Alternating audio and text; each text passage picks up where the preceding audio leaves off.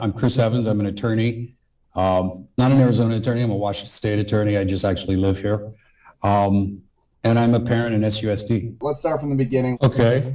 Because it's pretty interesting because it plays into what's happening right now tonight at this board meeting. We will now move to agenda item 6, public comments. Like most parents, I wasn't really involved with the school board, never even thought about it. But during COVID, one of the COVID effects was you start paying attention a little bit more.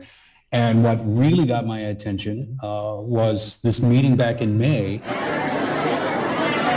where the school board ejected parents and closed the meeting down. And I thought, this is ridiculous. I've never seen anything like it. And then 2 days later, this superintendent calls a press conference. Well, good afternoon, and thank you for coming to Scottsdale Unified School District this afternoon. And sits next to a police officer of Scottsdale who is armed and wearing full body armor. And in front of those reporters at this meeting, that police officer is told, in effect, right, I'm paraphrasing, but in effect, he said, community, parents, if you don't like the direction that this school board is going, if you're just going to show up at meetings and use your opinion to beat them over the head, law enforcement will step in. You're not welcome to attend these meetings. And that was an extraordinary statement for me as I'm sitting at home watching that. And I thought, this is not Fallujah. And then what's more, this police officer says they have an intelligence unit at the police department that monitors social media posts related to the school board. What country do we live in when the superintendent of a local school board shows up in front of the community next to a fully armed, body armored police officer who tells the community, you don't have a right to come here and hit this board with your opinion if you don't like what they're telling you. That's not the America that I know. And I thought, I'm going to do what corporate lawyers do. I'm going to diligence the hell out of this governing board, and I'm going to find out what they're really up to. And so that's where we get to my open meeting law complaint, because that's the accumulation of my work. I went back, I looked at all the meetings. I watched hours of YouTube videos to figure out, what is this board doing? And this is what a lot of people need to understand, because it gets into legalese, but the open meeting law, they're also called sunshine laws. Every state has them. It's a unique American legal tradition in this country to encourage civic engagement, civic participation in their local school boards. And what it does, it requires that your government, the public bodies that run the government that affect your lives, have to do their meetings in public. They have to give you notice of the meeting. They have to tell you what is on the agenda and only speak on that agenda. And then at the end of that, they have to file minutes that shows how they deliberated, how they voted.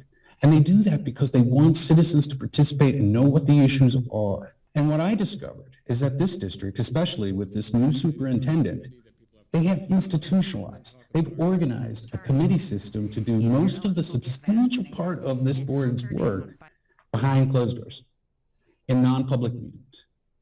And that's not okay.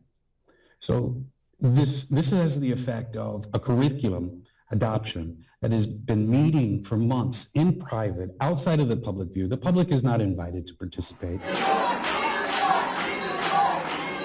It's already done.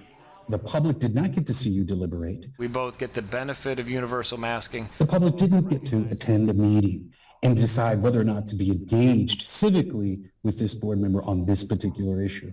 Wherever you stand on the issues, at least the open meeting law will make sure that there's transparency in the district. And what this district has is fundamentally a problem with transparency and actually complying with the law.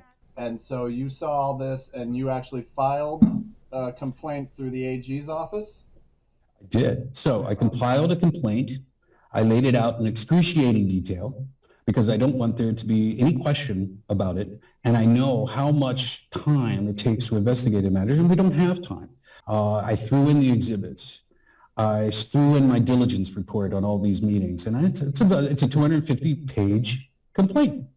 It's comprehensive. The work is important. It really is.